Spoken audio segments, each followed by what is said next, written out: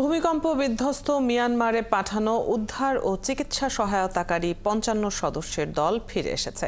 এ সময় তারা ফেরত নিয়ে এসেছে মিয়ানমারে বিভিন্ন সময়ে আটক ২০ বাংলাদেশিকে।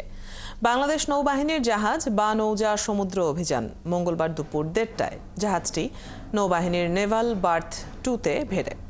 নৌবাহিনীর কর্মকর্তারা জানান ১২০ টন ত্রাণ সামগ্রী হস্তান্তর শেষে বা নৌজা সমুদ্র অভিযান বাংলাদেশের উদ্দেশ্যে গত ১৩ এপ্রিল মিয়ানমারের ইয়াঙ্গুন বন্দর ছাড়ে।